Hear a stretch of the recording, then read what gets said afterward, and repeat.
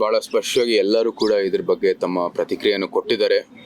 ಜನರಿಗೂ ಕೂಡ ಇಲ್ಲಿ ಇರುವಂಥದ್ದು ಬಹುತೇಕ ಜನಸಂಖ್ಯೆದ ಅಭಿಪ್ರಾಯ ಈಗಾಗಲೇ ಎಲ್ಲರಿಗೂ ಗೊತ್ತಿದೆ. ನಾವೇನು ಹೇಳೋ ಅವಶ್ಯಕತೆ ಇಲ್ಲ, ಜನರಿಗೆ ಅವ್ರಿಗೆ ಉತ್ತರ ಕೊಡ್ತಾರೆ. ಈ ವಿಷಯವನ್ನು ಸ್ಥಳೀಯರ ಭಾಳ ಭಾವನಾತ್ಮಕವಾದಂಥ ವಿಷಯ. ನಾನು ಈಗಲಾಗಲೇ ಹೇಳಿದ್ದೀನಿ, ನಾಯಕತ್ವ ಇದ್ರೆ ನಿಮಗೆ ಒಳ್ಳೆ ಕೆಲಸ ಮಾಡೋದಕ್ಕೆ, ನೀವು ಹೋಲಿಕೆ ಮಾಡೋಕ್ಕಲ್ಲ.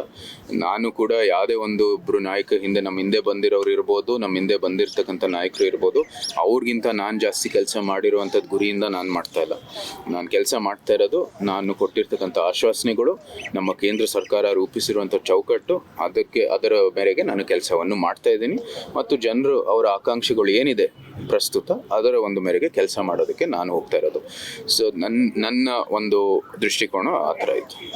ಸಾಕಷ್ಟು ಪ್ರತಿಭಟನೆಗಳಾಗ್ತಿದೆ ಸರ್, ಮತ್ತು ಹೋರಾಟಗಳಾಗ್ತಿದೆ, ಕ್ಷಮೆ ಯಾಚಿಸಬೇಕು ಅಂತೇಳಿ. ಇಷ್ಟಾದ್ರೂ ಕೂಡ ಕೇಳ್ತಿಲ್ಲಲ್ಲ, ಅದಕ್ಕೆ ಸಂಬಂಧಪಟ್ಟಂಗೆ ನೀವು ಅವ್ರನ್ನೇ ಕೇಳಬೇಕಾಗಿದೆ. ನಾನು ಅವ್ರ ಮನಸ್ಸಿನಲ್ಲಿ ನಡೀತಾ ಇರುವಂಥದ್ದು ಆಲೋಚನೆಗಳು ಅಥವಾ ಅವ್ರ ಮನಸ್ಸಿನಲ್ಲಿ ಏನಿದೆ ಅಂತ ನಾನು ಹೇಳೋಕ್ಕಾಗಲ್ಲ.